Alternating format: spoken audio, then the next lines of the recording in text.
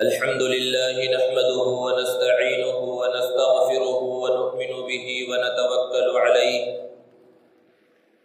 ونعوذ بالله من شرور أنفسنا ومن سيئات أعمالنا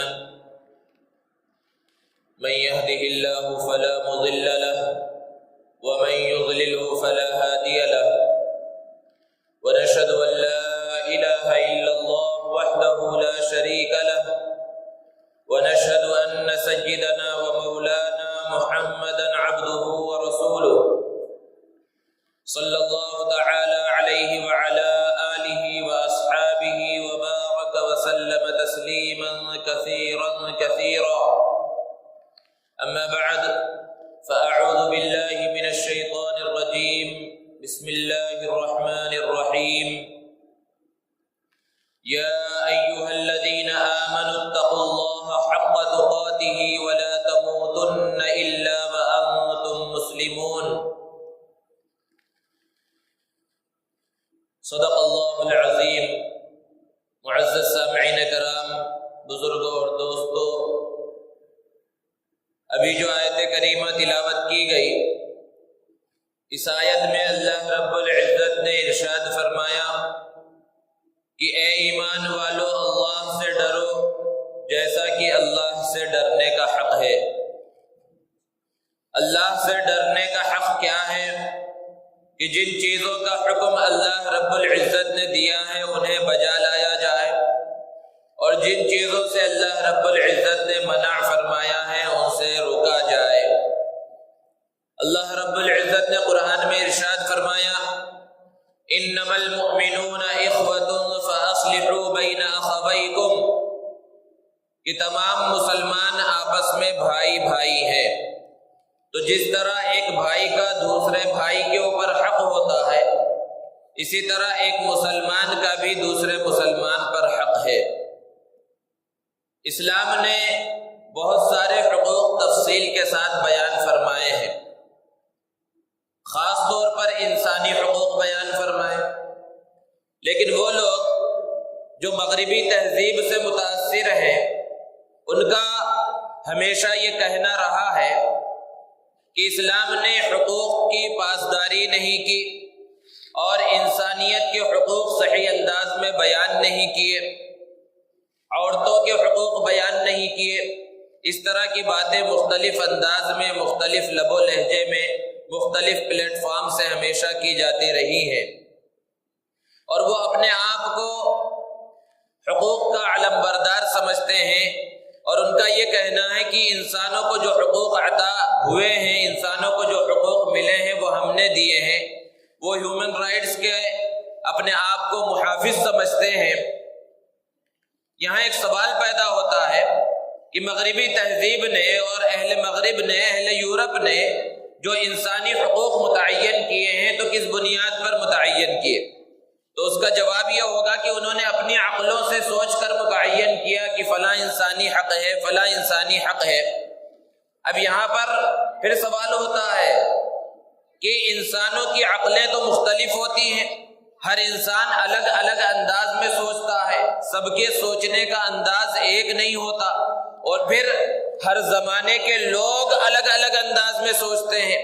ایک زمانے کے لوگوں کا سوچنا کچھ اور ہوتا ہے، زمانہ گزر جاتا ہے، نئی نسل آتی ہے، ان کے سوچنے کا انداز الگ ہوتا ہے۔ تب جب عقلوں میں اختلاف ہے، عقلوں میں یکسانی نہیں ہے، تو پھر انہوں نے ان عقلوں کے ذریعے جو حقوق متعین کیے ہیں ان حقوق کے اندر بھی اختلاف ہو گیا، وہ حقوق بھی متفق طور پر دنیا کے سامنے نہیں آ سکتے۔ تو جب حقوق کے اندر اختلاف ہے تو ان سے یہ کہا جائے گا کہ نبی صلی اللہ علیہ وسلم نے ارشاد فرمایا ہے کہ اگر تم انسانی حقوق کو جاننا چاہتے ہو تو رجوع کرو اس پروردگار کی طرف جس نے انسان کو پیدا کیا ہے۔ اگر تم انسانی حقوق کو جاننا چاہتے ہو تو رجوع کرو اس قرآن کی طرف جو اس رب کی طرف سے نازل کیا گیا ہے جو انسانوں کو پیدا کرنے والا ہے۔ اگر تم انسانی حقوق کے بارے میں آگاہی چاہتے ہو تو رجوع کرو میری طرف اور ان باتوں کی طرف جو میں نے کہی ہیں، کیونکہ میں وہی کہتا جو اللہ رب العزت کی طرف سے نازل ہوتی ہے۔ اس کا یہ مطلب نہیں ہے کہ انسان کی عقل کا کوئی اعتبار نہیں. انسان کی عقل کی تو اتنی اہمیت ہے کہ اسی عقل کی وجہ سے اللہ رب العزت نے انسان کو اشرف المخلوقات بنایا ہے. دوسرے جانداروں کو ایسی عقل نہیں ملی جس کی وجہ سے ان کا مقام و مرتبہ وہ نہیں ہے جو انسان کا ہے. اسی عقل کو استعمال کر کے انسان نے کیسے کیسے کارنامے انجام دیے ہیں. لیکن ہر چیز کا ایک دائرہ ہے، ایک حد ہے. اللہ نے جتنے اعضاء ہمیں عطا فرمائے، ہر ایک کا ایک کام متعین فرمایا اور اس کی حد بھی متعین فرما دی. ایک عضو کا جو کام ہے اس سے ہم دوسرا کام نہیں لے سکتے. اگر کوئی کہے آج سے میں کان کے ذریعے دیکھوں گا اور آنکھ کے ذریعے سنوں گا تو دنیا اسے بے وقوف کہے گی. ہر چیز کا ایک کام متعین ہے اور اس کا دائرہ بھی متعین ہے. اس دائرے کو توڑ کر کوئی آگے بڑھے گا تو دنیاوی نقصان ہوگا یا اخروی نقصان ہوگا. عقل اللہ کی بہت بڑی نعمت ہے، اس کا ایک دائرہ متعین ہے. اس دائرے سے آگے جب بڑھ جائے گا انسان تو پھر وہ گمراہی کے راستے پر چل پڑے گا. اس کو مثال سے سمجھا جا سکتا ہے، جیسے کہ یہ مائک سامنے رکھا ہوا ہے، اس کو سمجھنے کے واسطے اس پر ہم نے ہاتھ لگایا اور اپنی آنکھ سے دیکھا تو ہمیں اس مائک کے بارے میں معلوم ہوا کہ یہ لوہے کا ہے، اس میں پلاسٹک کا بھی استعمال ہوا ہے. تو یہ دو چیزوں کے ذریعے، ہاتھ کے ذریعے اور آنکھ کے ذریعے اس کے بارے میں علم ہوا. لیکن یہیں پر بس نہیں، اس کے بارے میں مزید معلومات کے لیے اب عقل کو استعمال کرنا پڑے گا کہ آخر یہ ہے کیا چیز. اس کے بارے میں جب عقل کے ذریعے، ذہن کے ذریعے ہم نے سوچنا شروع کیا تو ہمیں پتا چلا کہ یہ اتنی قیمتی چیز ہے کہ لمبے سے لمبا آدمی اگر اس میں کچھ بولنا چاہے تو اس کے لیے اس کو اونچا کیا جا سکتا ہے. چھوٹا بچہ کچھ بولنا چاہے تو اس کو نیچا کیا جا سکتا ہے. بیٹھ کر کوئی بولنا چاہے تو اس کے لیے بھی اس کو تیار کیا جا سکتا ہے اور اس کے ذریعے آواز دور دور تک پہنچ جاتی ہے. یہ عقل بتا رہی ہے. اور پھر عقل کے اندر یہ بات آتی ہے کہ جب اس کی اتنی خصوصیات ہیں تو اس کا کوئی بنانے والا موجود ہے. خود بخود تو یہ چیز وجود کے اندر نہیں آ گئی. تو یہ عقل بتا رہی ہے اور عقل کی آخری حد ہے. اب اس سے آگے کی بھی ایک چیز ہے، اگر ہم وہاں بھی عقل کو استعمال کریں تو ممکن ہے گمراہی کے راستے پر چل پڑے. اب آگے کی چیز یہ ہے کہ اس مائک کو استعمال کہاں کیا جائے. تو اگر ہم یہاں پر اللہ اور اس کے رسول کے احکامات کو سامنے نہ رکھیں، صرف عقل سے سوچنے کی کوشش کریں تو عقل تو یہ کہے گی اس کو گانے بجانے کے اندر استعمال کیا جائے، اس کو غلط چیزوں میں اور فحش چیزوں کے پھیلانے میں استعمال کیا جائے. عقل تو یہ بھی کہہ سکتی ہے. تو اب یہاں ہمیں ضرورت پڑے گی وحی کی، اللہ کے فرمان کی، نبی کریم صلی اللہ علیہ وسلم کے فرمان کی کہ عقل کا دائرہ جہاں تک تھا وہاں تک ختم ہو گیا. ہر جگہ پر عقل نہیں چلائی جا سکتی. عقل سے آگے کی جو چیز ہے وہ اللہ رب العزت کا فرمان ہے، وہ وحی الہی ہے اور ہر مسلمان کو اس کی ضرورت ہے. یوں تو ساری انسانیت کو اس کی ضرورت ہے، لیکن جو مسلمان ہو گئے وہ تو اس کے سخت ضرورت مند ہیں اور ان کے لیے یہ بات ضروری ہے کہ ہر حکم کے اندر وہ اس بات کو دیکھے کہ یہاں پر اللہ کا فرمان کیا ہے اور نبی کریم صلی اللہ علیہ وسلم کا طریقہ کیا ہے. تو بہرحال اسلام نے انسانی حقوق کو بیان کیا اور صرف انسانی حقوق ہی نہیں، بہت سارے حقوق بیان کیے. سب سے پہلے تو اللہ رب العزت کا حق ہے. اللہ کا حق کیا ہے کہ اسے ایک مانا جائے، اس کے ساتھ کسی کو شریک نہ کیا جائے، اس کی عبادت کی جائے. پھر نبی صلی اللہ علیہ وسلم کے حقوق ہیں، رشتہ داروں کے حقوق ہیں، والدین کے حقوق ہیں، اولاد کے حقوق ہیں، بیوی بچوں کے حقوق ہیں، یہاں تک کہ انسان کے اندر جو اعضاء ہیں اس کا بھی حق ہے. اللہ کے رسول صلی اللہ علیہ وسلم نے ارشاد فرمایا وَلِجَسَدِكَ عَلَيْكَ حَقًّا، تیرے بدن کا تیرے اوپر حق ہے. وَلِأَهْلِكَ عَلَيْكَ حَقًّا، تیرے بیوی بچوں کا تیرے اوپر حق ہے. وَلِنَفْسِكَ عَلَيْكَ حَقًّا، تیری جان کا تیرے اوپر حق ہے. اسی لیے کسی مسلمان کے لیے یہ بات جائز نہیں ہے کہ وہ خودکشی کر کے اپنی جان کو ہلاکت میں ڈال دے، کیونکہ یہ جو جان ہم لیے بیٹھے ہیں، یہ جو جسم ہم لیے بیٹھے ہیں، یہ اللہ رب العزت کی امانت ہے. چاہے جتنی تکلیف پہنچ جائے انسان کو، چاہے جتنی پریشانی کے اندر مبتلا ہو جائے، ان پریشانیوں سے بچنے کے واسطے یہ اجازت نہیں دی جا سکتی کہ وہ انسان اپنی جان کو ختم کر لے اور خودکشی کر لے. خودکشی کرنا تو دور کی بات ہے، بغیر کسی وجہ کے اپنے جسم سے خون کا ایک قطرہ نکالنا بھی جائز نہیں ہے، اپنے آپ کو زخم لگانا بھی جائز نہیں ہے، کیونکہ یہ حق ہے بدن کا. انسان کی ذمہ داری ہے کہ اس کی حفاظت کرے. اب آگے بڑھ کر مسلمانوں کے حقوق کو اللہ رب العزت نے بیان فرمایا اور سورہ حجرات کے اندر ارشاد فرمایا انما المؤمنون اخوہ، یہ سارے مسلمان آپس میں بھائی بھائی ہیں۔ انسانی جو حقوق ہیں اگر ہم ان کو صرف ایک لفظ کے اندر سمجھنا چاہیں تو وہ لفظ ہے محبت، کہ جس طرح ایک سگے بھائی کو دوسرے سگے بھائی سے محبت ہوتی ہے، ایک مسلمان کو دوسرے مسلمان سے اس طرح کی محبت ہونی چاہیے۔ اب پھر یہاں کوئی شرط نہیں ہے کہ وہ مسلمان کہاں کا رہنے والا ہے، کس خاندان سے کس قبیلے سے تعلق رکھتا ہے، کون سی بولی بولتا ہے، گورا ہے، کالا ہے، لمبا ہے، پستہ قد ہے، کسی چیز کی قید نہیں۔ اب اگر کوئی مسلمان ہے تو ہر انسان کے لیے، مسلمان کے لیے اب ضروری ہے کہ اس سے اسی طرح محبت کرے جس طرح اپنے بھائی سے محبت کرتا ہے۔ اسی کو نبی کریم صلی اللہ علیہ وسلم نے ارشاد فرمایا المسلمون کجسد واحد، کہ سارے مسلمان ایک جسم کی طرح ہیں۔ اس کا مطلب یہ ہے کہ جس طرح جسم کے کسی عضو کو تکلیف پہنچتی ہے تو سارے اعضاء اس تکلیف کو محسوس کرتے ہیں۔ سر میں درد ہو رہا ہے تو پورا بدن پریشان ہو جاتا ہے۔ اگر دنیا کے کسی کونے میں، کسی خطے میں کسی مسلمان کو تکلیف پہنچی تو دوسرے کونے کا مسلمان اس تکلیف کو محسوس کر رہا ہے یا نہیں کر رہا، یہ محاسبہ کرنے کی ضرورت ہے۔ ایسی محبت ہونا چاہیے، نفرت کا تو سوال ہی نہیں۔ ایک انسان کا، ایک مسلمان کا ایمان کامل اور مکمل ہو ہی نہیں سکتا جب تک کہ اپنے مسلمان بھائی سے اچھی طرح اور سچی طرح محبت نہ کرے۔ اللہ کے رسول صلی اللہ علیہ وسلم نے ارشاد فرمایا لا یؤمن احدکم حتی یحب لاخیہ ما یحب لنفسہ، کہ تم میں سے کوئی شخص اس وقت تک کامل مومن، کامل مسلمان نہیں ہو سکتا جب تک کہ اپنے مسلمان بھائی کے لیے وہی چیز پسند نہ کرے جو اپنے لیے پسند کرتا ہے۔ کیا ہم میں سے کوئی شخص اس بات کو پسند کرتا ہے کہ اسے برے نام سے پکارا جائے؟ کیا ہم میں سے کوئی اس بات کو پسند کرتا ہے کہ اسے گالی دی جائے، اسے برا بھلا کہا جائے، اسے مارا جائے، اس کی عزت بازار میں اتاری جائے، لوگوں کے سامنے اس کو برا بھلا کہا جائے؟ ہم میں سے کوئی اس بات کو پسند کرتا ہے؟ کوئی نہیں کرتا۔ تو جب ہم ان چیزوں کو اپنے لیے پسند نہیں کرتے، اپنے مسلمان بھائی کے لیے کیسے پسند کر سکتے؟ اور اگر ایسا کیا جا رہا ہے، کسی کی عزت اتاری جا رہی ہے، کسی کو برا بھلا کہا جا رہا ہے اور ہم خوش ہو رہے ہیں، تو پھر ایسا ہو سکتا ہے کہ سامنے والا جس کے اوپر ظلم کیا جا رہا ہے اور جو مظلوم ہے اس کے دل سے اگر آہ نکل گئی تو انسان کی دنیا اور آخرت سب تباہ و برباد ہو سکتی ہے۔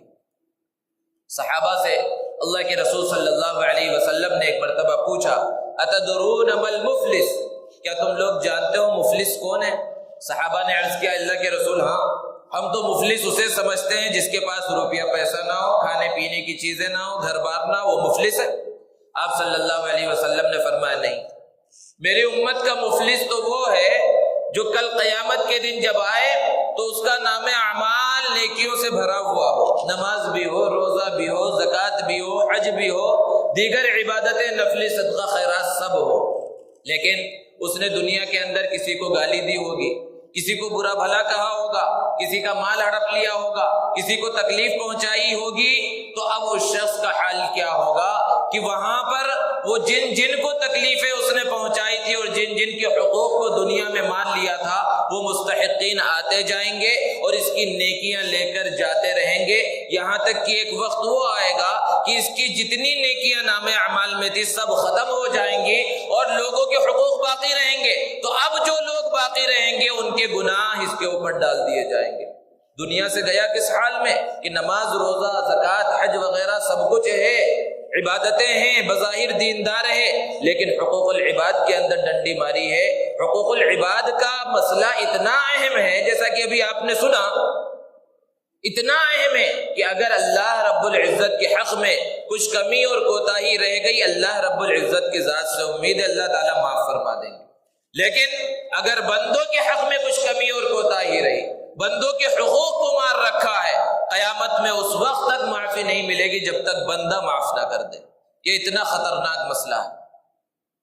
تو یہ ہے اللہ کے رسول صلی اللہ علیہ وسلم نے ارشاد فرمایا کہ میری امت کا مفلس یہ شخص ہے۔ تو کسی کے بارے میں برا سوچنا، کسی کو تکلیف پہنچانا کسی بھی اعتبار سے جائز نہیں ہے، یہاں تک کہ اگر کوئی گنہگار مسلمان ہو جس کا گناہ واضح ہو، شراب پی رہا ہے، کوئی زنا میں مبتلا ہے، کوئی دوسرے بڑے گناہوں میں مبتلا ہے، اس سے نفرت کرنا بھی جائز نہیں. ہاں اس کے گناہ سے نفرت کی جائے گی، اس کے غلط کاموں سے نفرت کی جائے گی، لیکن بذات خود مسلمان سے چاہے وہ گنہگار ہی کیوں نہ ہو اس سے نفرت کرنا، اس سے عداوت رکھنا، اس سے بغض رکھنا جائز نہیں.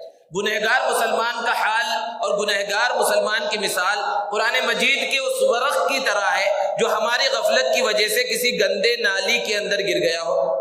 ہم کہیں سے گزر رہے ہو اور کسی گندی نالی کے اندر قرآن مجید کے ورق کا، قرآن مجید کے کسی صفحے کا کوئی ٹکڑا نظر آئے تو کیا کوئی ادنا سے ادنا مسلمان ہوگا جو یوں ہی آگے بڑھ جائے؟ کوئی آگے نہیں بڑھے گا، بلکہ کیا کرے گا؟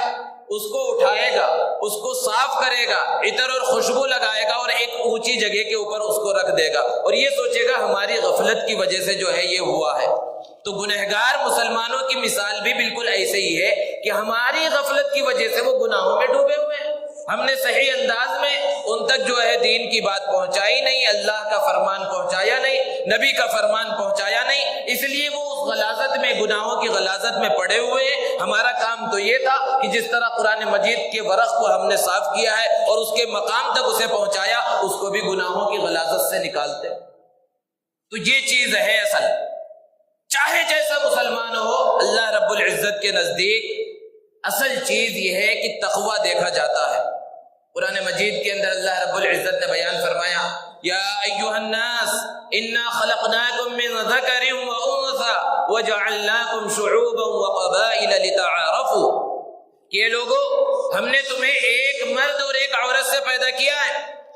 جب ایک ماں باپ کی تم اولاد ہو تو سب آپس میں بھائی بھائی ہو، کسی کو کسی پر کوئی فضیلت حاصل نہیں ہے. کوئی گورا ہے تو اس کو کالے پر، اور کوئی عرب والا ہے تو اس کو عجم پر، کوئی فضیلت کسی کو حاصل نہیں. کوئی مالدار ہے تو اس کو غریب پر کوئی فضیلت کسی کو حاصل نہیں. پھر سوال ہو سکتا ہے پروردگار جب کسی کو کسی پر فضیلت حاصل نہیں تو پھر آپ نے مختلف قبیلے، مختلف علاقے، مختلف شہر، مختلف وطن کیوں بنا دیے؟ اللہ رب العزت نے اس کا جواب اسی آیت میں دیا کہ وَجَعَلْنَاكُمْ شُعُوبًا وَقَبَائِلَ لِتَعَارَفُوا، کہ ہم نے جو مختلف خاندان، مختلف قبیلے بنا دیے ہیں تاکہ تمہاری آپس میں پہچان ہو سکے. یہ صرف پہچان کا ذریعہ ہے. اگر کوئی قبیلہ نہ ہوتا، سارے لوگ ایک ہی قبیلے، ایک ہی خاندان سے تعلق رکھتے، ایک ہی شہر کے، ایک ہی ملک کے رہنے والے ہوتے تو آپس میں پہچان مشکل ہو جاتی. مثال کے طور پر 3 لوگ ہوں، تینوں کا نام عبداللہ ہو، تو ہم ان میں جو ہے ان کے خاندان کے کسی نام کی وجہ سے فرق کر دیتے ہیں یا جگہ کے نام سے فرق کر دیتے ہیں کہ یہ عبداللہ حیدرآباد کا ہے، یہ ممبئی کا ہے، یہ دلی کا ہے. تو یہ صرف پہچان کے واسطے ہے. ہاں فضیلت ایک چیز کی وجہ سے ہے اور وہ ہے ان اکرمکم عند اللہ اتقاکم، کہ تم میں سب سے معزز اللہ رب العزت کے نزدیک وہ ہے جو سب سے زیادہ اللہ سے ڈرنے والا ہو، جو سب سے زیادہ متقی ہو، جو سب سے زیادہ گناہوں سے بچنے والا ہو. اس کی پہچان اور اس کا مقام و مرتبہ اللہ رب العزت کے نزدیک زیادہ ہے. باقی کسی بھی چیز کی وجہ سے کسی کو کسی پر کوئی فضیلت حاصل نہیں. صحابہ کرام کی زندگی کو اٹھا کر دیکھیے، اللہ رب العزت کی عجیب شان ہے کہ ابو لہب کون ہے؟ اللہ کے رسول صلی اللہ علیہ وسلم کا چچا ہے، خوبصورت ہے، مکہ کا سردار ہے، نبی صلی اللہ علیہ وسلم کا رشتہ دار ہے، اور کتنا قریبی رشتہ ہے بظاہر کہ چچا ہے. لیکن اس کا حال کیا ہے کہ اللہ نے قرآن مجید میں اس پر لعنت نازل فرمائی، اور قرآن مجید میں پوری ایک سورت اس کے اوپر سزا کے واسطے بیان فرمائی کہ تبت یدا ابی لہب وتب، کہ ابو لہب کے ہاتھ تباہ و برباد ہو جائے. ابو لہب کی مذمت کی گئی، اس کی بیوی کی مذمت کی گئی. وجہ کیوں؟ نبی صلی اللہ علیہ وسلم کا نافرمان. خاندان ہے، خاندان اعلیٰ ہے، بڑا سردار ہے، بڑی حیثیت ہے، لیکن تقوی نہیں ہے، ایمان نہیں ہے، اللہ کے رسول صلی اللہ علیہ وسلم سے محبت نہیں، آپ سے تعلق نہیں، تو اس کے اوپر قرآن مجید میں لعنت نازل ہو رہی ہے. اور دوسری طرف دیکھیے حضرت بلال حبشی رضی اللہ تعالی عنہ ہیں، کالے کلوٹے ہیں، مکہ کے بھی نہیں ہیں، حبشہ کے رہنے والے ہیں، آزاد بھی نہیں ہے، غلام ہیں، لیکن کیا مقام و مرتبہ اللہ کے رسول صلی اللہ علیہ وسلم کے پاس ہے کہ اللہ کے رسول صلی اللہ علیہ وسلم انہیں اپنے سینے سے لگا رہے ہیں، انہیں جو ہے مؤذن بنایا جا رہا ہے، یہ مقام و مرتبہ دیا جا رہا ہے. کیوں؟ کیونکہ ان کے دل کے اندر تقویٰ ہے، اللہ کے رسول صلی اللہ علیہ وسلم سے تعلق ہے، اللہ کے رسول صلی اللہ علیہ وسلم سے محبت ہے، اور ان کا مقام و مرتبہ کتنا بڑا. ایک مرتبہ تو اللہ کے رسول صلی اللہ علیہ وسلم نے فرمایا بلال ذرا مجھے بتاؤ آخر تمہارا وہ کون سا عمل ہے کہ جنت میں نے تمہارے قدموں کی آہٹ اپنے آگے سنی ہے؟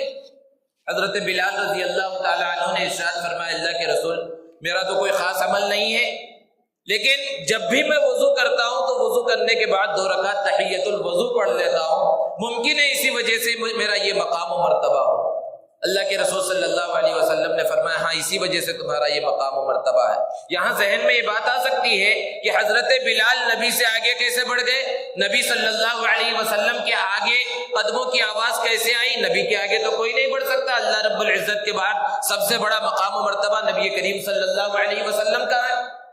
علماء نے اس کی توجیہ بیان فرمائی کہ حضرت بلال رضی اللہ تعالیٰ عنہ چونکہ حضور اکرم صلی اللہ علیہ وسلم کے خادم تھے اور ساتھ میں دنیا کے اندر چلا کرتے تھے، اور آپ صلی اللہ علیہ وسلم سے آگے چلتے تھے ایک لکڑی چھوٹی سی لے کر کہ راستے میں کوئی تکلیف دہ چیز آتی تو اس کو ہٹا دیتے اور دیکھ لیتے کہ کہیں کوئی دشمن تو چھپا ہوا نہیں ہے، تو آپ کی حفاظت کے لیے آپ کی خدمت کے لیے آگے آگے چلتے تھے۔ جنت میں بھی اللہ رب العزت نے اسی طرح ان کو آگے رکھا کہ دنیا میں تم آگے چل رہے تھے نبی کی حفاظت کے واسطے، اسی طرح تم جنت میں بھی آگے چلو۔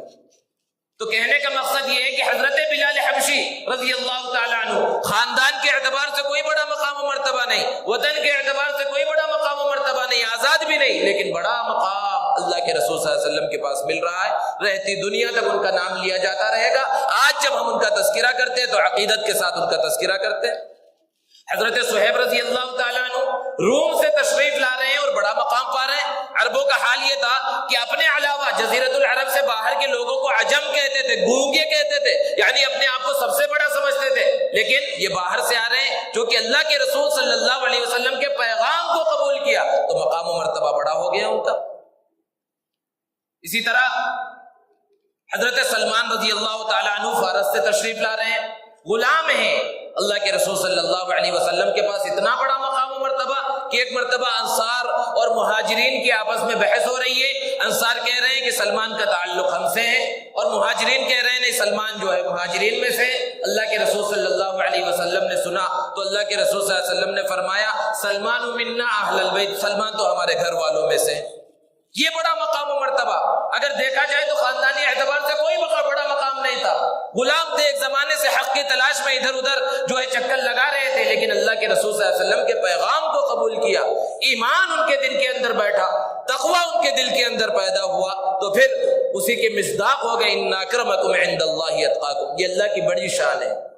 تو دنیاوی اعتبار سے کسی کے اوپر کوئی فضیلت حاصل نہیں ہے، نہ مالدار کو غریب پر، نہ غریب کو مالدار پر، نہ کسی گورے کو کالے پر، اور نہ کسی زیادہ پڑھے لکھے کو کم پڑھے لکھے کے اوپر۔ اللہ رب العزت کے نزدیک جو معیار ہے وہ چیز اصل میں تقویٰ ہے۔ تو سب سے پہلی چیز ہے کہ ایک مسلمان بندے سے سچی محبت ہونی چاہیے، جیسی محبت کا حکم نبی صلی اللہ علیہ وسلم نے دیا ہے، اور وہ وہی محبت ہے کہ بدن کے ایک عضو کو تکلیف پہنچتی ہے تو جیسے سارا بدن تکلیف محسوس کرتا ہے، کسی مسلمان کو تکلیف پہنچے تو اس طرح دوسرا مسلمان تکلیف محسوس کرے۔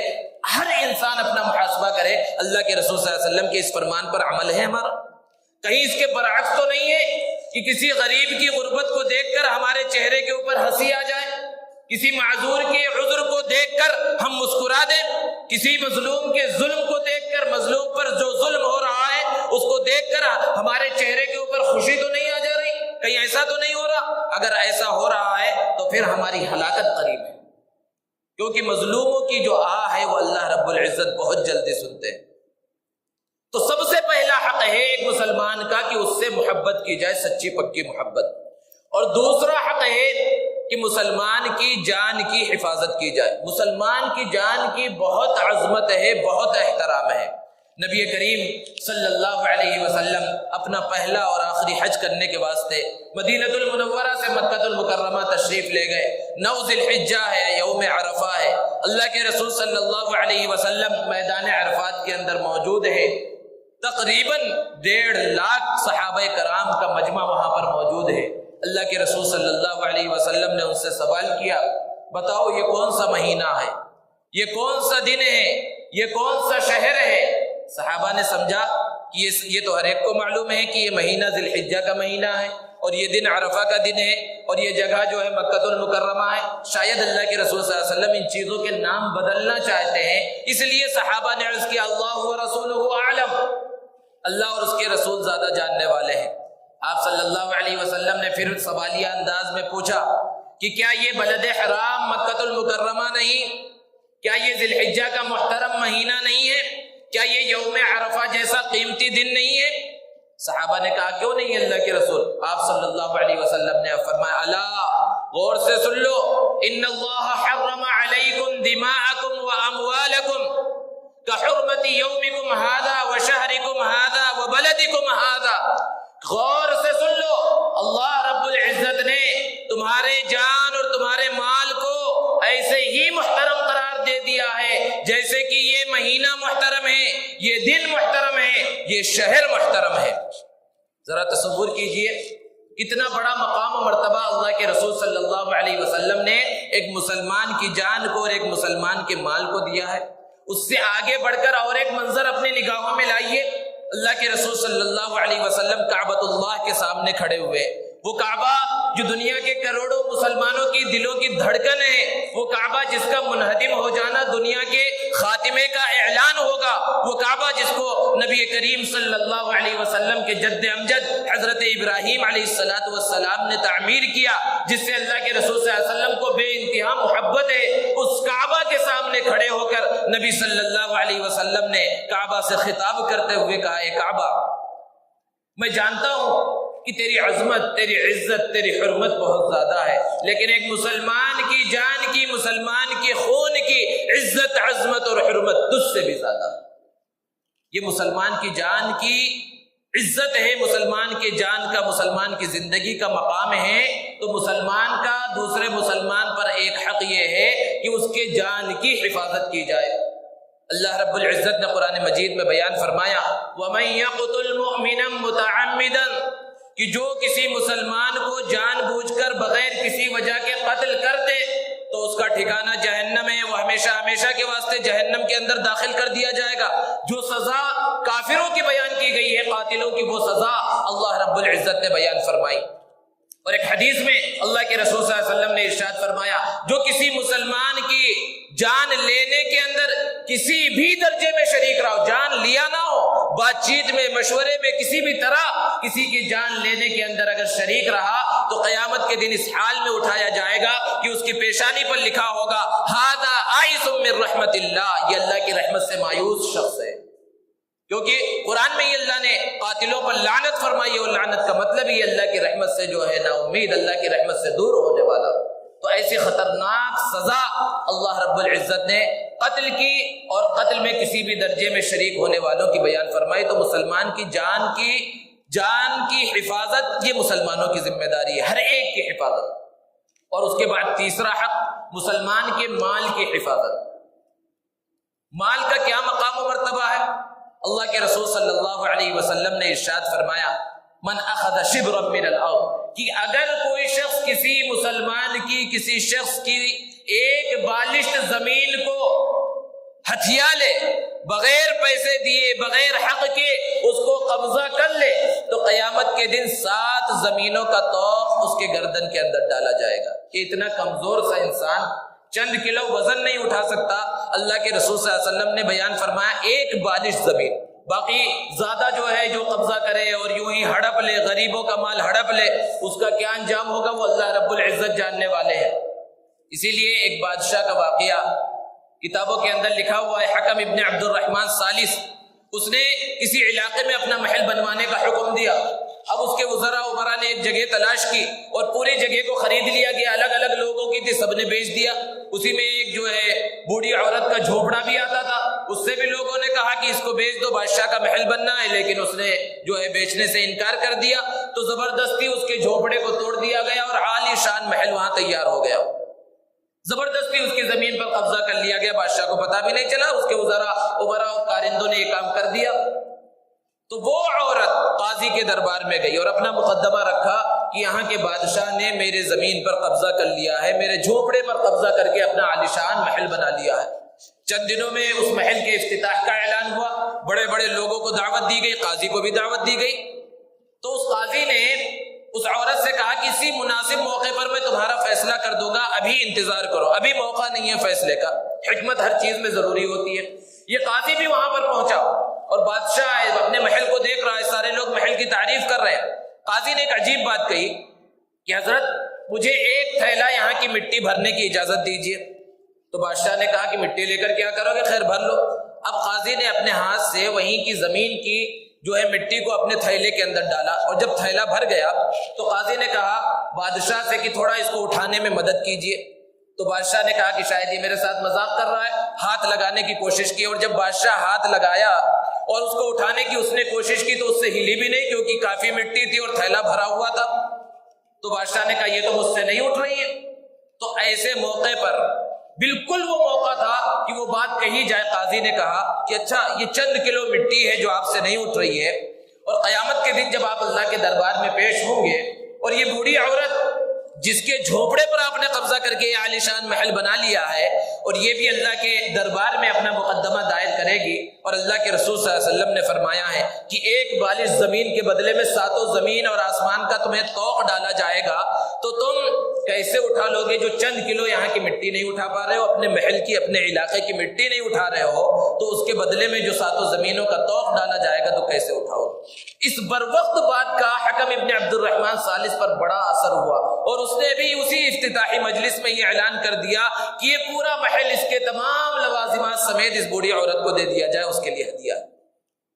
تو یہ بڑی عبرت کی چیز ہے کہ انسان دوسرے کا مال ہڑپ لے، وہ بھی مسلمان کا، یا تو مسلمان ہو یا غیر مسلم، کسی کے مال کو بغیر کسی وجہ کے لینا کسی بھی حال میں جائز نہیں ہے۔ اور اللہ کے رسول صلی اللہ علیہ وسلم کی حیات طیبہ کو دیکھیں، آپ صلی اللہ علیہ وسلم کی زندگی کو پڑھیں، آپ صلی اللہ علیہ وسلم نے کیسے لوگوں کے جان کی اور مال کی جو ہے حفاظت کی، اپنوں کے مال کی، اپنے کو جان کی تو حفاظت کی، غیروں کے جان کی اور غیروں کے مال کی بھی اللہ کے رسول صلی اللہ علیہ وسلم نے حفاظت کی، اور صحابہ نے کر کے دکھلایا ہے۔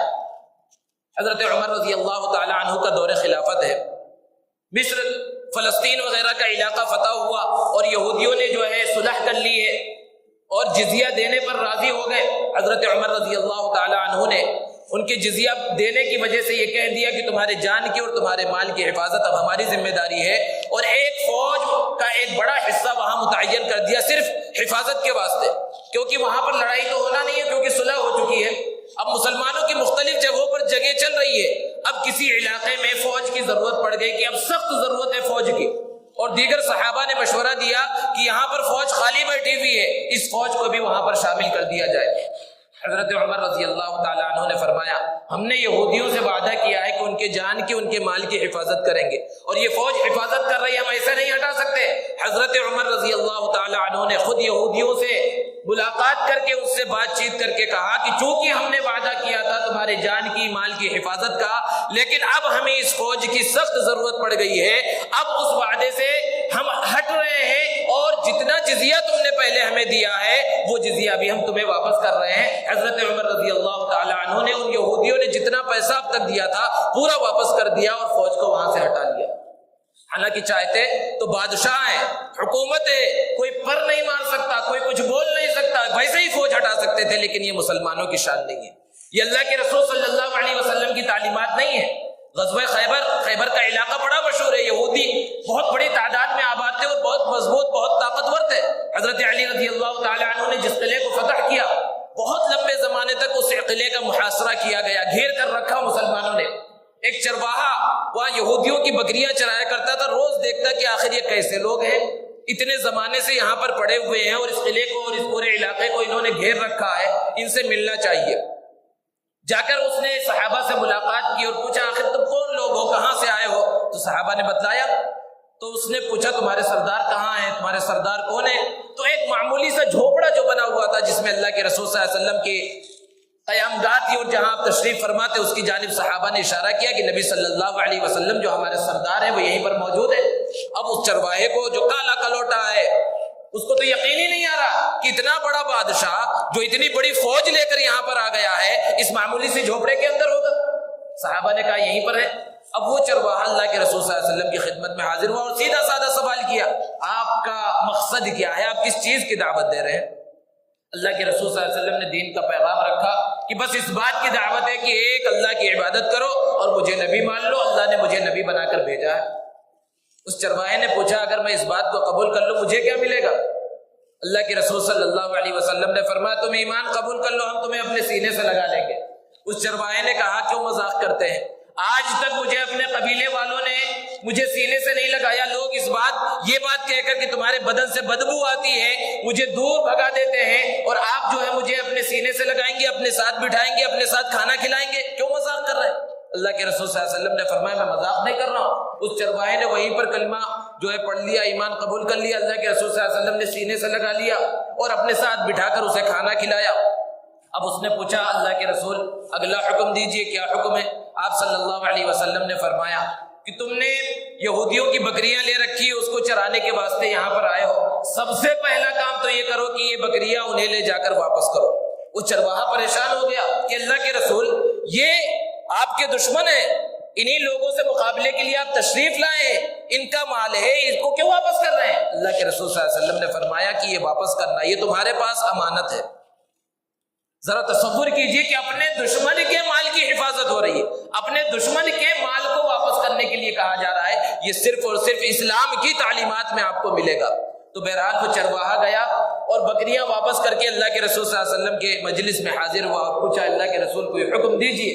آپ صلی اللہ علیہ وسلم نے فرمایا کوئی نماز کا وقت ہے نہیں کہ میں تمہیں نماز کا حکم دوں، رمضان کا مہینہ ہے نہیں کہ تمہیں روزے کا حکم دیا جائے، تم مالدار بھی نہیں ہو کہ تمہیں زکوٰۃ کے لیے کہا جائے، اب تو صرف ایک ہی حکم ہے، ایک ہی عبادت ہے جو تلواروں کے سائے میں ادا کی جا رہی ہے، اس تلوار کے سائے میں اس جہاد کے اندر تم شریک ہو جاؤ۔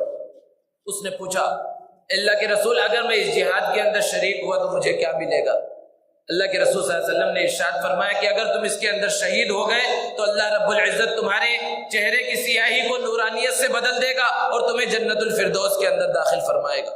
بہرحال جنگ ہوئی اور جب جنگ ختم ہو گئی اللہ کے رسول صلی اللہ علیہ وسلم کا معمول تھا کہ جنگ کے خاتمے کے بعد آپ پورے میدان جہاد کا چکر لگاتے، زخمیوں کی عیادت کرتے اور جو شہید ہوئے ہیں ان کو دیکھتے۔ اللہ کے رسول صلی اللہ علیہ وسلم جو ہے میدان کا چکر لگا رہے ہیں، صحابہ نے ایک مقام پر دیکھا کہ ایک ایسا آدمی ہے جو ہمارے علاقے میں ہے لیکن ہم اسے جانتے نہیں۔ اللہ کے رسول صلی اللہ علیہ وسلم سے آ کر عرض کیا، آپ صلی اللہ علیہ وسلم اس جگہ پر تشریف لے گئے تو کہا میں اسے پہچانتا ہوں اور میں دیکھ رہا ہوں کہ جنت کے فرشتے اسے غسل دے رہے ہیں اور اسے جنت کے اندر داخل کیا جا رہا ہے۔ تو بہرحال اس واقعے کو بیان کرنے کا مقصد یہ ہے کہ اپنوں کی مال کی حفاظت تو چھوڑیے، دوسروں کی مال کی حفاظت اللہ کے رسول صلی اللہ علیہ وسلم نے کر کے دکھلائی۔ آج جب یہ بات کہی جاتی ہے کہ بھئی مسلمانوں کے حقوق کو ادا کرو، مسلمانوں کی جان کی مال کی حفاظت کرو، تو ہو سکتا ہے ہمارے غیر مسلم حضرات اگر اس بات کو سنیں تو ان کے ذہنوں کے اندر یہ بات آئے کہ بھئی مسلمان بس مسلمان کی جان کی حفاظت کرے، مسلمان بس مسلمان کے مال کی حفاظت کرے، اور اگر غیر مسلم سامنے آ جائے تو اس کی جان بھی لی جا سکتی ہے اور اس کے مال کو بھی ہڑپا جا سکتا ہے۔ حالانکہ یہ بہت بڑی غلط فہمی ہے۔ قرآن کہہ رہا ہے کہ من اجل ذلک کتبنا علی بنی اسرائیل انہ من قتل نفسا بغیر نفس، کہ کسی بھی شخص کو اگر بغیر کسی وجہ کے قتل کر دیا جائے تو ایک انسان کا قتل ساری انسانیت کے قتل کے برابر ہے۔ یہاں پر یہ نہیں ہے کہ صرف مسلمانوں کی حفاظت کی جائے اور مسلمانوں کے حقوق کو ادا کیا جائے، اور صرف انسانوں کے حقوق کو، انسانوں سے بڑھ کر بھی معاملہ ہے۔ اللہ رب العزت کی یہ پوری مخلوقات ہیں، پوری مخلوقات کے حقوق کو ادا کرنا ہے، یہاں تک کہ جانوروں کے حقوق ہیں ان کو بھی ادا کیا جائے، کہ جو جانوروں تک کے حقوق کو ادا کرتا ہے وہ اللہ رب العزت کے نزدیک کامیاب بن جاتا ہے، اور جو ان کے حقوق کو ادا نہیں کرتا وہ اللہ کی نظر میں مبغوض بن جاتا ہے۔ اسی لیے مثال کے واسطے اللہ کے رسول صلی اللہ علیہ وسلم نے سمجھایا کہ ایک فاحشہ عورت نے کتے کو پانی پلایا، اس کو جنت میں داخل کر دیا گیا، اور ایک نیک عورت نے اپنے بلی کو بھوکا پیاسا رکھا جس کی وجہ سے تڑپ کر مر گئی تو اسے جہنم کے اندر داخل کیا گیا۔ تو اللہ رب العزت کی جتنی مخلوقات ہیں ساری مخلوقات سے محبت ہونا ضروری ہے، کیونکہ اللہ رب العزت کو اپنی مخلوق سے محبت ہے۔ انسان اپنے ہاتھ سے جو بھی چیز بناتا ہے اس کو اس سے محبت ہو جاتی ہے۔ اسکول میں بچے پڑھتے ہیں اور اسکول کے اندر کبھی کبھی کچھ ایسے پروگرام منعقد ہوتے ہیں جس میں بچوں کو کہا جاتا ہے کچھ بنا کر لاؤ، تو بچے مختلف چیزیں تھرماکول سے اور ادھر ادھر سے گاڑیاں، گھر اور باغ اور دوسری چیزیں بنا کر وہاں لے جاتے ہیں اور اس کی نمائش ہوتی ہے۔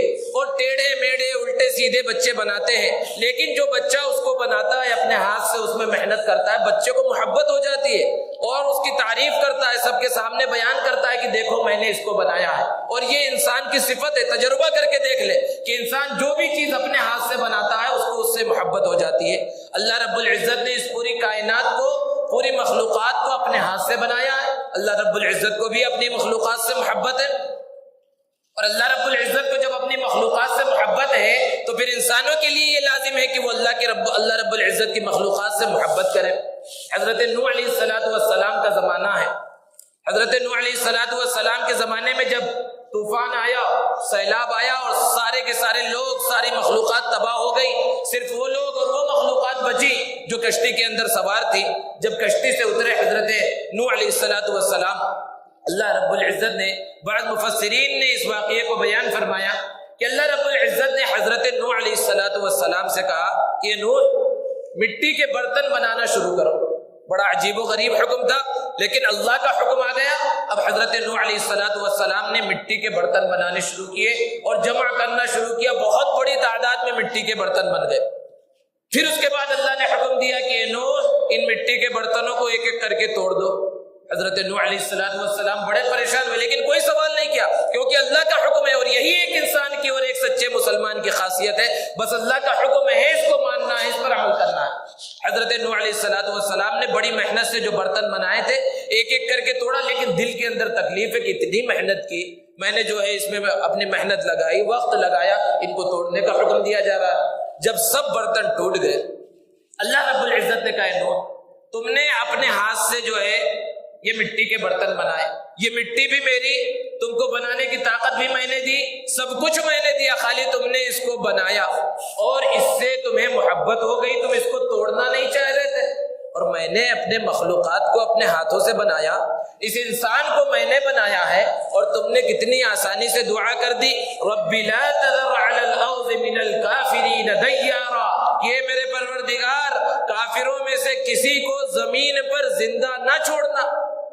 اور میں نے تمہاری دعا کو قبول کر لیا کیونکہ تم نبی ہو، اور میں نے سب کو تباہ و برباد کر دیا، یہ بھی تو میری مخلوق تھی، اس سے بھی مجھے محبت تھی۔ اس واقعے کی وجہ سے اللہ تعالیٰ یہ بتلانا چاہتے کہ اللہ تعالیٰ کو اپنی مخلوقات سے بے انتہا محبت ہے، بے انتہا پیار ہے، اسی لیے مخلوق کے اوپر بھی رحم کرنا ہے۔ اسی کو نبی صلی اللہ علیہ وسلم نے ارشاد فرمایا، الراحمون یرحمهم الرحمن ارحموا من فی الارض یرحمکم من فی السماء، کہ رحم کرنے والوں پر اللہ رب العزت رحم فرماتے ہیں، تم زمین والوں پر رحم کرو، آسمان والا تمہارے اوپر رحم کرے گا۔ تو یہ تقاضا ہے کہ ہر انسان کے، ہر مسلمان کے، ہر شخص کے ایک ایک حق کو جان کر ادا کرنے کی کوشش کی جائے۔ اور نبی کریم صلی اللہ علیہ وسلم نے ایک حدیث مبارکہ میں بیان فرمایا کہ ایک مسلمان کے دوسرے مسلمان پر چند حقوق ہیں۔ سب سے پہلا حق یہ ہے کہ جب بھی کسی مسلمان سے ملاقات ہو اس کو سلام کی جائے۔ اللہ کے رسول صلی اللہ علیہ وسلم نے ارشاد فرمایا، السلام قبل الکلام، بات کرنے سے پہلے سلام کرو۔ اور ایک حدیث میں بیان فرمایا، افشوا السلام بینکم تحابوا، اگر تم چاہتے ہو کہ آپس میں نفرتیں، بغض، عداوت، دشمنیاں ختم ہو جائے تو سلام کا رواج دو، سلام کو پھیلاؤ، تمہارے درمیان محبت بڑھے گی۔ اور پھر اس سلام کا فائدہ کیا ہے؟ سلام کا فائدہ اللہ کے رسول صلی اللہ علیہ وسلم نے سمجھایا۔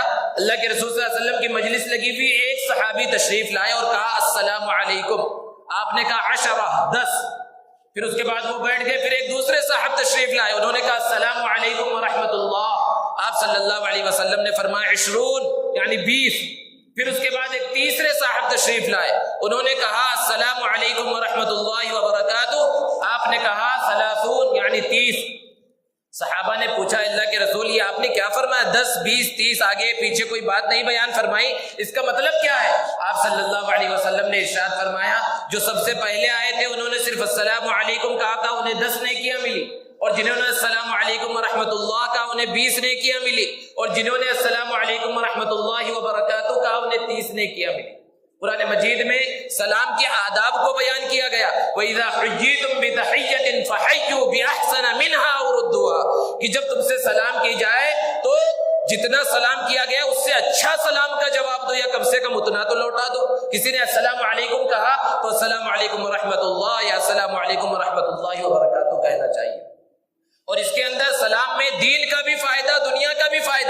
دنیا بھر میں دیگر مذاہب اور قوموں میں جو سلام رائج ہے وہ صرف سلام کی حد تک ہیں اور آپس میں کچھ کہہ لینے کی حد تک ہے، ان کا کوئی فائدہ نہیں، کوئی ترجمہ نہیں. لیکن یہاں جو ہم آپس میں ملاقات کے وقت سلام کرتے ہیں اور سلاموں کا جواب دیتے ہیں، اس کے اندر کیا ہے؟ ہم سلامتی کی دعا کر رہے ہیں. دن بھر میں بے شمار لوگوں سے ہم سلام کرتے ہیں، بے شمار لوگ ہمیں سلام کرتے ہیں، گویا کہ دعا دیتے ہیں. کسی ایک شخص کی اگر ہمارے حق میں سلامتی کی دعا قبول ہو گئی تو ہمارا بیڑا پار ہے.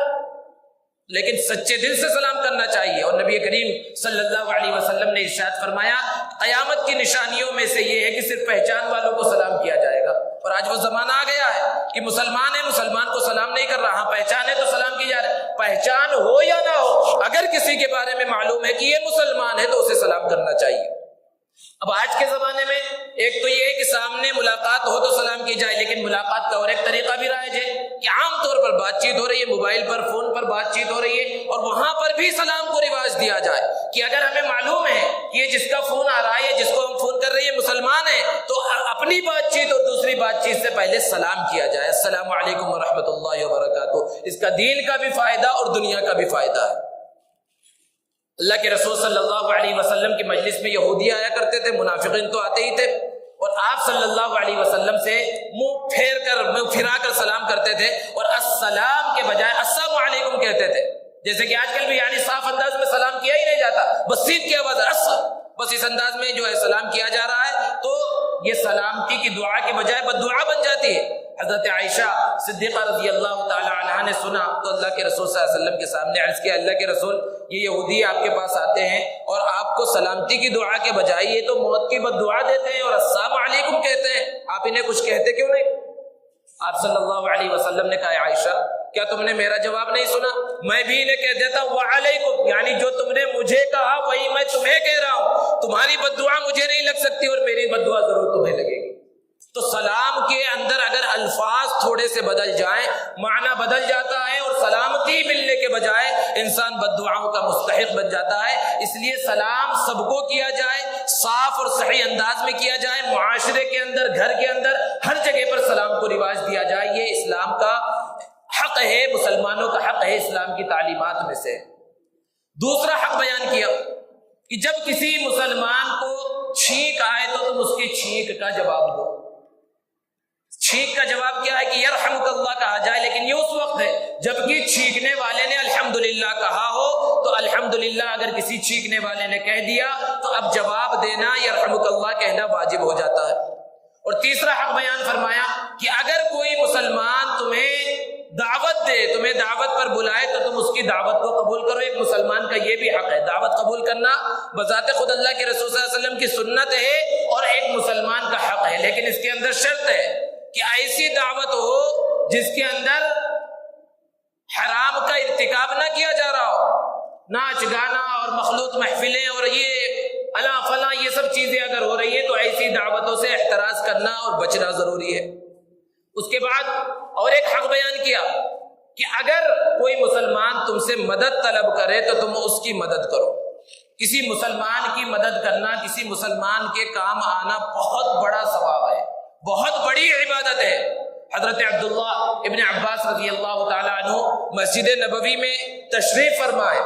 ایک شخص آیا اور اس نے کہا کہ میرے اوپر بہت زیادہ قرض ہو گیا ہے، بہت زیادہ پریشان ہوں ان سے اور ان سے، فلاں فلاں سے قرض لے رکھا ہے، قرض ادا کرنے کا ٹائم آ گیا ہے لیکن میرے پاس پیسے نہیں ہے کہ میں قرض ادا کروں، آپ کچھ مدد کیجئے. حضرت عبیداللہ ابن عباس رضی اللہ تعالی عنہ نے ارشاد فرمایا کہ میرے پاس تو تم کو دینے کے واسطے کچھ نہیں ہے، لیکن ایک کام کر سکتا ہوں کہ جن لوگوں سے تم نے قرض لے رکھا ہے میں ان سے سفارش کر دوں کہ وہ قرض کا وقت کچھ اور بڑھا دے یا کہیں اور سے مدد کا انتظام کر دو.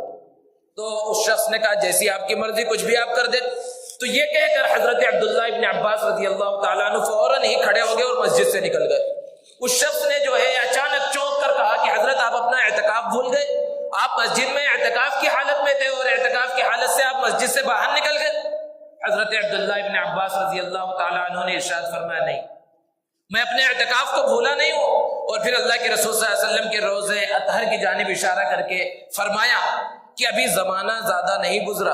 اور ان قبر والوں نے ارشاد فرمایا تھا، یہ کہہ کر اللہ کے رسول صلی اللہ علیہ وسلم کی یاد آئی اور مبارک آنکھوں سے آنسو جاری ہو گئے اور فرمایا زمانہ زیادہ نہیں گزرا، نبی صلی اللہ علیہ وسلم وسلم نے فرمایا ہے کہ جو کوئی مسلمان کسی مسلمان کی ضرورت کے لیے چلتا ہے، مدد نہیں کرتا، بس اس کی ضرورت کو پورا کرنے کے لیے چلتا ہے، کچھ بھی کوشش کرتا ہے، اللہ رب العزت اسے 10 سال کے اعتکاف کا ثواب عطا فرماتے ہیں۔ اور ایک دن کے اعتکاف کا ثواب کیا ہے؟ ہر مسلمان جانتا ہے، بارہا بیان کیا جاتا ہے کہ ایک دن کے اعتکاف سے اللہ رب العزت بندے کو جہنم سے 3 خندقوں کے برابر دور کر دیتے ہیں۔ ایک خندق کا فاصلہ زمین اور آسمان کے برابر ہے۔ تو 10 سال کے اعتکاف کا ثواب ملتا ہے۔ کسی مسلمان کی مدد کرنا، کوئی بڑا ہے، اس کی پہنچ ہے، کسی بھی اعتبار سے کسی مسلمان کا کام کوئی کرا سکتا ہے تو اس کا بہت بڑا ثواب ہے، لیکن شرط یہ ہے کہ وہ کام درست ہو، صحیح انداز کا کام ہو، جائز کام ہو، حرام کی آمیزش اس کے اندر نہ ہو، تو اس کا بہت بڑا ثواب ہے۔ اللہ کے رسول صلی اللہ علیہ وسلم نے ارشاد فرمایا، المسلم اخو المسلم، ایک مسلمان دوسرے مسلمان کا بھائی ہے، لا یظلمہ ولا یسلمہ، وہ اس پر ظلم نہیں کرتا، اس کو کسی دشمن کے حوالے نہیں کرتا۔ اور آگے بیان فرمایا، من کان فی حاجت اخیہ کان اللہ فی حاجتی، کہ جو مسلمان اپنے کسی مسلمان بھائی کی مدد میں، ضرورت کو پورا کرنے میں لگا رہتا ہے، اللہ اس کی ضرورت کو پورا کرنے میں لگے رہتے ہیں۔ اور آگے بیان فرمایا، ومن فرج عن مسلم کربۃ فرج اللہ عنہ کربۃ من کرب یوم القیامہ، کہ جو مسلمان کسی مسلمان کی دنیا کی کسی تکلیف کو دور کرتا ہے، اللہ رب العزت قیامت کی اور آخرت کی تکلیفوں میں سے کسی تکلیف کو دور فرما دیتے ہیں۔ اور آگے بیان فرمایا، وَمَن سَتَرَ مُسْلِمًا سَتَرَهُ اللَّهُ يَوْمَ الْقِيَامَةِ، کہ جو کسی مسلمان کی پردہ پوشی کرتا ہے، کسی کے گناہ کو جان لیا، کسی کے عیب کو جان لیا اور پھر اس کو چھپا لیا، لوگوں کے سامنے ظاہر نہیں کیا، اللہ کے رسول صلی اللہ علیہ وسلم نے بیان فرمایا قیامت کے دن اللہ تعالیٰ اس کے گناہوں کو، اس کے عیوب کو چھپا لیں گے۔ تو یہ مقام و مرتبہ ہے کسی بندے کی مدد کرنے کا۔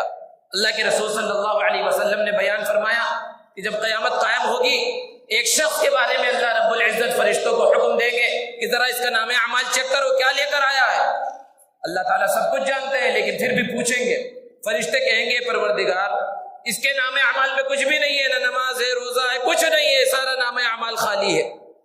اللہ رب العزت فرمائیں گے ذرا دیکھو کوئی چیز تو ہے، تو فرشتے عرض کریں گے ہاں اس کے نام اعمال کے اندر ایک چیز ہے کہ یہ بندوں کو معاف کر دیا کرتا تھا، یہ کاروبار کرتا تھا، تجارت کرتا تھا، اور اگر کسی کے پاس پیسے نہیں رہتے تو ویسے ہی دے دیا کرتا تھا، اور اگر کوئی قرض چاہتا تو قرض سے دے دیا کرتا تھا، اور اگر قرض کا وقت ہو جاتا کوئی مہلت چاہتا تو اس کو مہلت دے دیا کرتا تھا۔ تو اللہ رب العزت جو ہے فرمائیں گے کہ اچھا یہ بندوں کو مہلت دے دیا کرتا تھا، بندوں کو معاف کر دیا کرتا تھا، تو میں تو اس بات کے زیادہ لائق ہوں کہ میں بندوں کو معاف کروں، چلو میں نے اس کو معاف کر دیا۔ اب کوئی یہ نہ سوچ لے کہ بھائی بس اب جو ہے لوگوں کو معاف کرنا شروع کر دو، لوگوں کے قرضے جو ہے تھوڑا انہیں مہلت دے دو، بس سب کامیاب ہے، نماز روزے کی ضرورت نہیں ہے۔ یہ چیز سب غلط ہے، یہ نظریہ غلط ہے، یہ اللہ رب العزت کا رابطہ ہے۔ اللہ کا ضابطہ الگ چیز ہے۔ ضابطہ کیا ہے؟ ایمان بھی ہونا چاہیے، اعمال صالحہ بھی ہونا چاہیے، سب کچھ ہونا چاہیے، گناہوں سے بچ کر جائے تب اللہ رب العزت معاف فرمائیں گے۔ لیکن اللہ کا رابطہ ہے اللہ جسے چاہے بغیر کسی وجہ کے یا معمولی وجہ کے معاف فرما دے، اس کو بنیاد نہیں بنایا جا سکتا۔ اسی کو بعض علماء نے مثال سے سمجھایا کہ ایک زمانے میں جب یہاں پر نظام حیدرآباد کی حکومت تھی، نظام کی، تو ایک نواب صاحب تھے، وہ نواب صاحب اپنے کسی وزیر کے گھر مہمان بن کر گئے، تو وزیر کے گھر گئے اور بڑا بادشاہ اور نواب آیا ہے تو وزیر خوش ہو گیا اور بہت اچھے انداز میں جو ہے مہمان نوازی کا انتظام کیا۔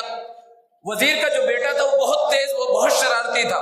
نواب صاحب نے پیچھے سے، جیسے کہ بچوں سے پیار اور محبت میں ان کے گردن پر ہاتھ رکھا جاتا ہے، نواب صاحب نے بچے کے گردن پر ہاتھ رکھا تو اس نے پلٹ کے گالی دے دی فوراً۔ شریر بچہ تھا، شرارت بھری ہوئی تھی، نواب صاحب کو گالی دے دی۔ اب وزیر کی تو ہوا نکل گئی اور خراب جو پریشان ہو گیا کہ اب پتہ نہیں کیا ہوگا، اب جو ہے مجھے کہیں پھانسی نہ دے دی جائے اور فلاں فلاں نہ کر دیا جائے۔ فوراً اندر گیا اور اندر سے بندوق نکال کر لایا اور اپنے بچے کے گردن پر جو ہے لگا دیا کہ اس کو جو ہے یہ اس لائق ہے کہ اس کو مار دیا جائے۔ نواب صاحب کو گالی دے رہا ہے۔ تو نواب صاحب نے کہا ارے اس کو چھوڑو، یہ بچہ بہت ہوشیار ہے، یہ بچہ خوددار ہے، اگر کوئی اس کے حق کو مارنے کی کوشش کرے گا تو یہ پلٹ کر اس پر وار کر کے اپنا حق لے لے گا، یہ آگے چل کر اچھا کام کرے گا۔ تو نواب صاحب نے اس کو معاف کر دیا اور جب واپس گئے اپنے محل میں تو اعلان کیا کہ اس کا ایک وظیفہ جاری کر دیا جائے، اور وظیفے کا نام رکھا وظیفہ دشنام، گالی کا وظیفہ۔ بچے کے لیے ہر مہینہ وظیفہ کا انتظام، اور وجہ کیا تھی؟ بچے نے گالی دی تھی۔ اب اگر کوئی یہ سوچے کہ جو بھی بادشاہ کو، نواب صاحب کو جا کے گالی دے گا، ہر مہینہ اسے وظیفہ ملے گا تو اسے بے وقوف کہا جائے گا. ہو سکتا ہے وہ فوراً بندوق اٹھائے اور اسے مار دے، ہو سکتا ہے پھانسی پر لٹکوا دے. وہ تو ایک موقع تھا، بچے کی بات پسند آ گئی، بچے کا انداز پسند آ گیا، انہوں نے نواز دیا. جہاں سزا دینی چاہیے تھی وہاں انہوں نے جو ہے اسے مال و دولت سے نواز دیا. تو وہ ایک وقت کا رابطہ تھا. ضابطہ تو یہ ہے کہ کوئی نواب کو گالی دے گا تو اسے سزا دی جائے گی. بالکل یہی ضابطہ اللہ رب العزت کا ہے کہ اللہ رب العزت کے دربار میں ساری چیزیں لے کر جانا ہے، لیکن اللہ رب العزت کس وجہ سے کس کو معاف فرما دے یہ کہا نہیں جا سکتا. تو بہرحال خلاصہ پوری باتوں کا یہ ہے کہ مسلمانوں کا جو حق ہے اس حق کو ادا کیا جائے. جیسا کہ ابھی حدیث مبارکہ گزری کہ پہلا حق ہے سلام کا جواب دیا جائے، چھینکے تو چھینک کا جواب دیا جائے، کوئی دعوت دے تو دعوت کو قبول کی جائے، اور اگر کوئی تکلیف میں مبتلا ہو آپ سے مدد کی خواہش کرے تو اس کی مدد کی جائے. اور پانچواں حق بیان کیا کہ جب کوئی مسلمان بیمار ہو جائے تو اس بیمار کی عیادت کی جائے. بیمار کی عیادت سے بہت بڑا ثواب ملتا ہے. اللہ کے رسول صلی اللہ علیہ وسلم کی سنت ہے، پیارے آقا صلی اللہ علیہ وسلم نے بیان فرمایا کہ جو کسی مسلمان کی صبح کے وقت عیادت کرتا ہے 70,000 فرشتے شام تک اس کے لیے رحمت کی دعا کرتے ہیں، اور جو شام میں عیادت کرتا ہے صبح تک 70,000 فرشتے اس کے لیے رحمت کی دعا کرتے ہیں. عیادت کرنے میں کون سی محنت لگ جاتی ہے؟ کسی بیمار بھائی کے بارے میں معلوم ہوا، اڑوس پڑوس کے بارے میں معلوم ہوا کہ فلاں شخص بیمار ہے، جا کر خیر خیریت پوچھ لی، دیکھ لیا. اس میں کیا گیا؟ محبتیں بڑھ جائیں گی، دشمنیاں ختم ہو جائیں گی، نفرت کا خاتمہ ہو جائے گا، محبت بڑھے گی، اور آخرت میں جو اجر و ثواب ملے گا اس کا تو اندازہ اور تصور نہیں ہے. اسی کو ایک حدیث میں اللہ کے رسول صلی اللہ علیہ وسلم نے بیان فرمایا کہ جو مسلمان اپنے مسلمان بھائی کی عیادت کے لیے نکلتا ہے تو جب تک اس کی عیادت میں ہے وہ ایسا ہے گویا کہ جنت کے باغ کے اندر ٹہل رہا. اتنی فضیلت اللہ کے رسول صلی اللہ علیہ وسلم نے بیان فرمائی. اور آپ صلی اللہ علیہ وسلم کا حال کیا تھا؟ اپنوں کی عیادت تو کرتے ہی تھے، آپ نے غیروں کی بھی عیادت کی. ایک یہودی غلام تھا، اللہ کے رسول صلی اللہ علیہ وسلم کی مجلسوں میں آیا کرتا تھا، آپ کو چاہتا تھا. جب آپ کو پتا چلا کہ وہ بیمار ہو گیا ہے، اللہ کے رسول صلی اللہ علیہ وسلم اس کے گھر اس کی عیادت کے واسطے تشریف لے گئے. اللہ کے رسول صلی اللہ علیہ وسلم کو اپنے گھر میں دیکھ کر بہت زیادہ خوش ہو گیا وہ نوجوان، وہ غلام. اللہ کے رسول صلی اللہ علیہ وسلم نے اس سے خیر خیریت پوچھی اور ایک بات اس کے سامنے رکھی، کیونکہ آپ کی ذمہ داری تھی، آپ کا کام یہی تھا کہ لوگوں کو ایک اللہ کی طرف بلایا جائے. آپ نے کہا بچے کلمہ پڑھ لے کامیاب ہو جائے گا. اب اس یہودی بچے کا باپ جو یہودی ہے، سخت دشمن یہودی ہوتا ہے، وہ بھی وہیں پر موجود ہے. بچے نے اپنے والد کی طرف دیکھا گویا کہ اجازت چاہ رہا ہو. اس کے والد نے بھی اجازت دے دی کہ محمد کی بات کو قبول کر لے. ذرا اندازہ کیجئے، تصور کیجئے کہ صرف ایک بیمار کی عیادت کی وجہ سے اسے جو ہے اسلام کی توفیق مل گئی. اللہ کے رسول صلی اللہ علیہ وسلم کی یہ اخلاق تھے، یہ کردار تھا. تو یہ اخلاق اور یہ کردار اپنانے کی ضرورت ہے اور غیروں کے اندر پھیلانے کی ضرورت ہے. غیر مسلم ہمارے اخلاق کو دیکھے، کردار کو دیکھے، مسلمان پہچانا ہی اخلاق اور کردار سے جاتا ہے. آج تو مسلمانوں کے بارے میں یہ مشہور ہو گیا کہ یہ بد اخلاق ہوتے ہیں، بے کردار ہوتے ہیں، معاملات اور معاشرت ان کی صحیح نہیں ہوتی. حالانکہ اسی کے ذریعے جو اسلام کی اشاعت ہوئی تھی ایک زمانے میں، صحابہ پہلے ہندوستان پہنچے اور دوسری جگہوں پر جو پہنچے براہ راست اسلام کا پیغام لے کر نہیں پہنچے، وہ اپنے کام سے آگے بڑھے اور ان کے اخلاق اور کردار کو بغیر دعوت دیے لوگوں نے ان کے اخلاق اور کردار کو دیکھ کر اسلام کو قبول کیا تھا. آج ہم بہت عبادتیں کر رہے ہیں، لیکن نماز کہاں پڑھی جاتی ہے؟ مسجد میں پڑھی جاتی ہے، اور مسجد میں کون ہے؟ صرف مسلمان ہیں. روزہ ہم رکھتے ہیں، بندے کو معلوم ہے اور اللہ کو معلوم ہے. زکوٰۃ کس کو دی جاتی ہے؟ مسلمانوں کو دی جاتی ہے. حج جو سب سے اہم بڑی عبادت ہے، ایسی جگہ پر جا کر کی جاتی ہے جہاں کوئی کافر پہنچ نہیں سکتا، کوئی غیر مسلم پہنچ نہیں سکتا. تو یہ ہماری پوری عبادت کا حال ہے. پوری عبادت میں غیر مسلم کہیں بھی شریک نہیں ہے. اگر ہم نے اسلام کو صرف عبادات میں محدود کر دیا، معاملات کو، معاشرت کو، لین دین کو اسلام سمجھا ہی نہیں، تو ہمارے اسلام کا جو پیغام ہے اور اسلام کی اشاعت جو ہر مسلمان کی ذمہ داری ہے وہ غیروں تک پہنچی کہاں؟ تو ضرورت اس بات کی ہے کہ یہ بات سمجھی جائے کہ اسلام صرف عبادات کا نام نہیں ہے. اسلام نام ہے ایمانیات، عبادات، اخلاق، معاشرت، معاملات، یہ سب چیزوں سے